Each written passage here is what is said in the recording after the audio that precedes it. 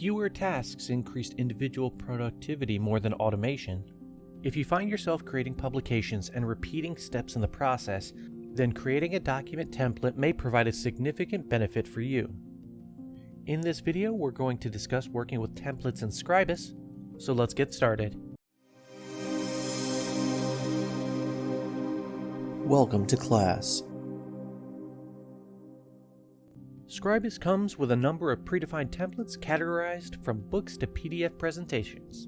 There are a few ways to create a layout from a template. When starting Scribus, if you're greeted with the New Document Wizard, you can select the New From Template tab across the top of the window. On the New From Template tab, from left to right, you should see a list of template categories. In the middle, a thumbnail image of each template in the selected category, followed by detailed information on the right. On the left, you can select from one of many different template categories you'd like to base your layout design on. After selecting the template by clicking on the thumbnail in the middle, you can select the About, Preview, or Help tabs on the right for additional details regarding the template. When you've selected the template you like, you can click on the OK button to create your document based on that template.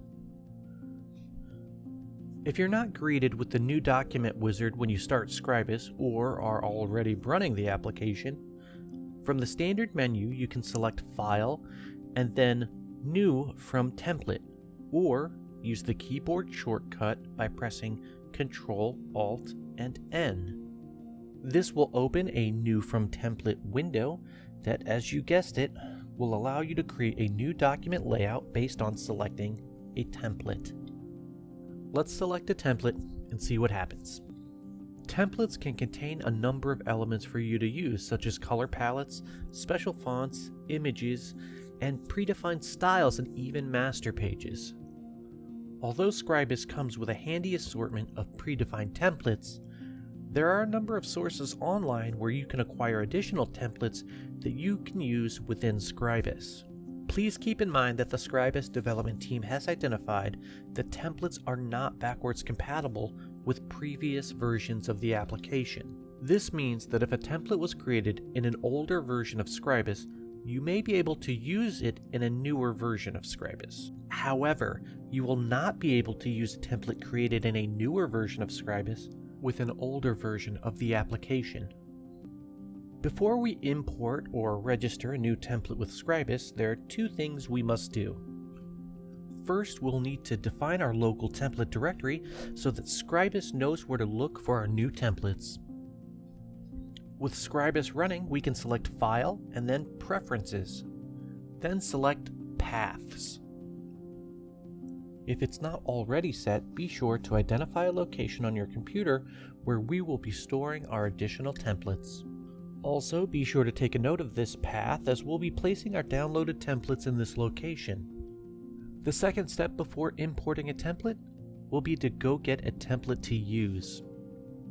There are a number of places to go online to get additional Scribus templates, such as scribustemplates.net, opendesktop.org, or even gumroad.com.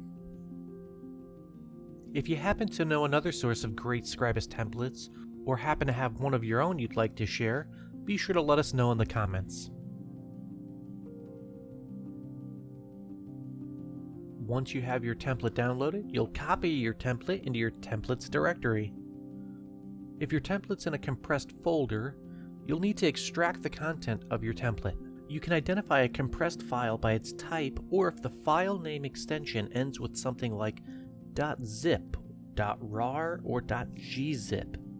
If the information is compressed, you'll need to use compression software to extract the files such as WinZip, 7-zip, WinRAR, or Archive Manager. For the purposes of this video, we're using Archive Manager, and we'll need to right-click on the file and select Extract Here. We will then copy our extracted template to our templates directory. Now that we've downloaded a new template, extracted the template files, and moved it from our Downloads folder to our Scribus Templates directory, we should now be able to use our template within Scribus. Let's open Scribus and create a new document from our newly registered template. If we have followed all the previous steps and the template is valid for the version of Scribus, the template should appear in the list of available templates.